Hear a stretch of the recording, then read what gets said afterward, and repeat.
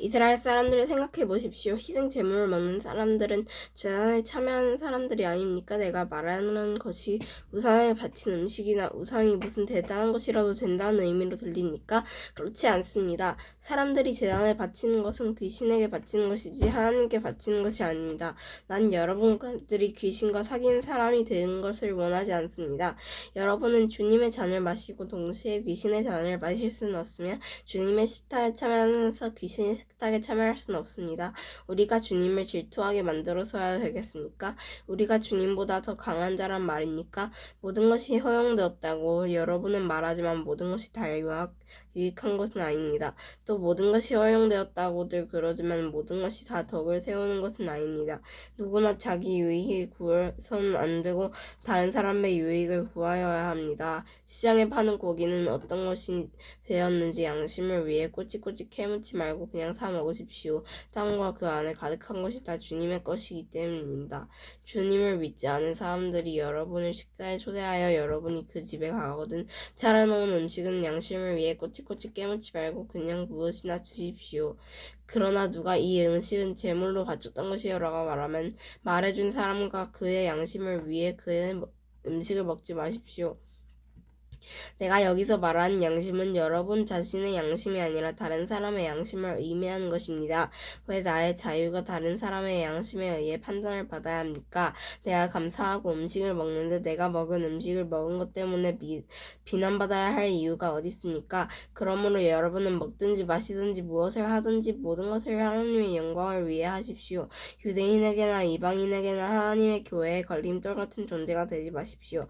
나처럼 하십시오. 나는 나의 유익을 구하지 아니하고 많은 사람들의 유익을 구하였습니다. 많은 사람들이 구원받도록 모든 면에서 모든 사람들을 기쁘게 하려고 하였습니다. 내가 그리스도의 본을 따른 것처럼 여러분도 나의 본을 따르십시오. 여러분이 모든 일에 나를 기억하고 있고 내가 여러분께 전하여 준 것을 붙들고 있으므로 여러분을 칭찬합니다. 그러나 여러분이 깨달았으면 하는 것이 하나 있습니다. 그것은 모든 남자의 머리는 그리스도며 여자의 머리는 남자이며 그리스도의 머리는 하나님이시라는 사실입니다.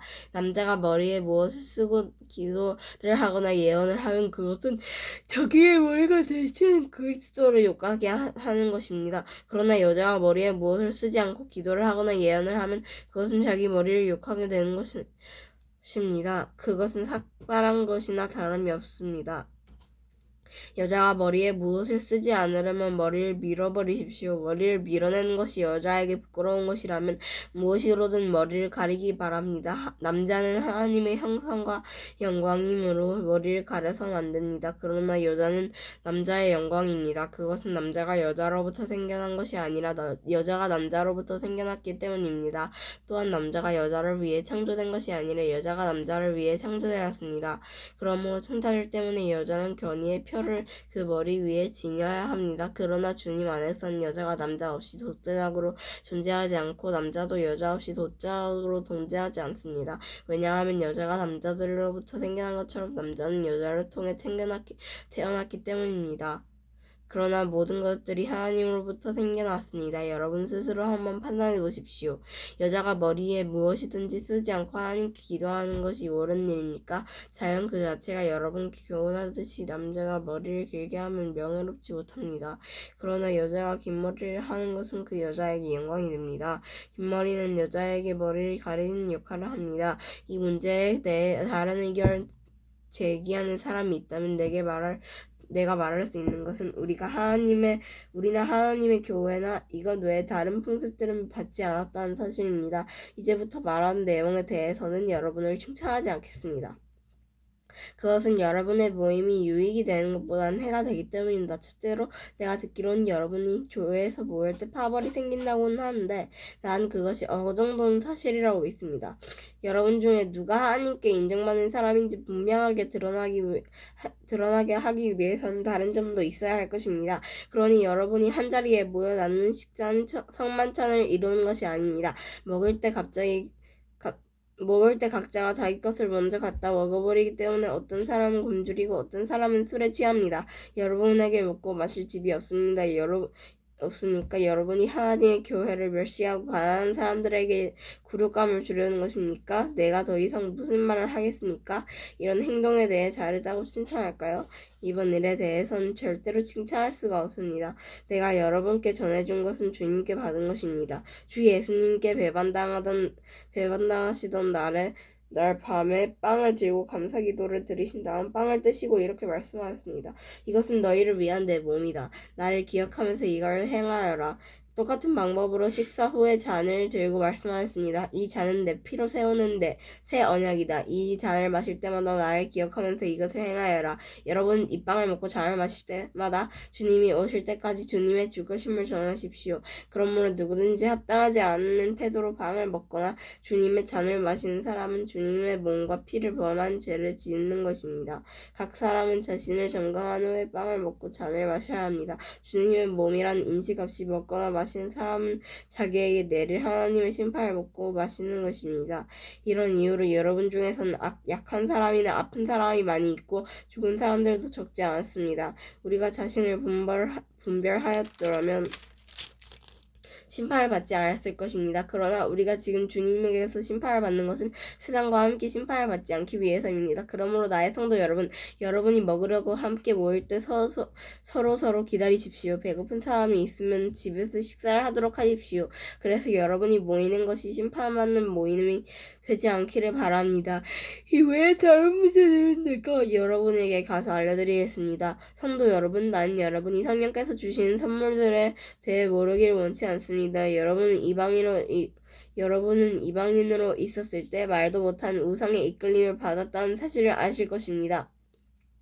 그러므로 여러분께 알려드릴 것이 있습니다. 하나님의 성령으로 말하는 사람은 예수님은 저주받은 사람이다 라고 말하지 않으며 성령을 통하지 않고는 예수님을 주님이시다 라고 말할 수 없습니다. 선물은 다양하지만 성령은 같은 성령입니다. 섬기는 일은 다양하지만 주님은 같은 주님이십니다. 이러한 것은 여러 가지이지만 모든 삶 속에서 모든 일을 행하시는 분은 같은 하나님이십니다. 성령께서 각 사람에게 나타나신 것은 공동의 이익을 얻게 하려는 것입니다. 어떤 이는 성령으로부터 지혜의 말씀을, 다른 사람은 동일한 성령에게서 지식의 말씀을 받았습니다. 또 어떤 사람은 같은 성령으로부터 믿음을, 다른 사람은 병 고치는 능력을, 다른 사람은 기적을 행할 수 있는 능력을, 또 다른 사람은 예언을, 다른 사람은 영들을 구별할 수 있는 능력을, 또 다른 사람들은 다양한 언어로 말할 수 있는 능력을, 어떤 사람은 그 언어들로 통역할 수 있는 선물을 받았습니다. 이 모든 일은 한 분이신 같은 성령님께서 하는 일입니다. 성령님께서는 그분이 원하시는 대로 각 사람들에게 이러한 것들을 나누어 주십니다. 몸은 하나이지만 많은 지체들이 있고 몸의 지체들이 많이 있지만 한 몸인 것과 같이 그리스도도 그와 같습니다. 우리는 유대인이든지 그리스도인이든지 종이든지 자유인이든지 모두 한 성령으로 세례를 받아 한 몸을 이루었고 모두 한 성령을 모시게 되었습니다. 몸은 하나의 지체가 아니라 많은 지체들로 이루어져 있습니다. 발이 나는 손이 아니면 몸의 일부가 아니다 라고 말한다고 해서 발이 몸의 일부분이 아니라고 하겠습니까? 귀가 나는 눈이 아니므로 몸의 일부가 아니다 라고 말한다고 해서 몸의 일부분이 아니라고 하겠습니까? 온몸이 눈이라면 어떻게 됐겠습니다. 온몸이 귀라면 어떻게 냄새를 맡겠습니까? 그러나 사실 하나님께서는 그분이 원하신 대로 몸 안에 각각 다른 기능을 한 여러 지체를 두셨습니다. 모든 것이 하나의 지체뿐이라면 몸은 어디 있겠습니까? 그러나 지금 그런 것들처럼 지체는 많아도 몸은 하나입니다. 눈이 손에게 너는 내게 필요 없어 라고 할 수 없으며 머리가 발에게 너는 내게 쓸데없어 라고 말할 수 없습니다. 이와는 반대로 몸에서 더 약해 보이는 부분이 오히려 요긴하며 몸에서 고귀하지 못하다고 생각하는 지체들을 우리는 더욱 고귀하게 대하고 볼품없는 부분들을 더욱 품위 있게 꾸밉니다. 반면에 우리 몸 중에서 아름다워 보이는 부분들은 특별히 그럴 필요가 없습니다. 하나님께서는 몸의 지체들을 함께 모아 부족한 지체들에게 더욱 큰 영광을 주셨습니다. 그래서 우리 몸에 나눔이 없게 하시고 몸의 여러 지체들이 서로 돌보며 살게 하셨습니다. 몸의 한 지체가 고통을 당하면 모든 지체가 함께 고통을 당하고 한 지체가 영광을 받으면 모든 지체가 함께 기뻐합니다. 여러분은 그리스도의 몸이며 한 사람 한 사람은 그 몸의 지체입니다. 하나님께서 교회 안에 일할 사람을 세우셨습니다. 첫째는 사도들이요, 둘째는 예언자들이요, 셋째는 교사들이요, 그 다음엔 기적을 행한 사람들이요, 또한 병을 고치는 능력이 있는 사람들이요, 다른 사람들을 도와주는 사람들이요, 또 지도력이 있는 사람들, 그리고 방언을 말하는 사람들입니다. 모든 사람들이 다 사도이겠습니까? 모두가 예언자이겠습니까? 모두가 교사이겠습니까? 모든 사람이 기적을 행하는 사람이겠습니까? 또 모두가 병 고치는 능력이 있는 사람이겠습니까? 모두가 방언으로 말하는 사람이겠습니까? 모두가 방언을 통역하는 사람이겠습니까?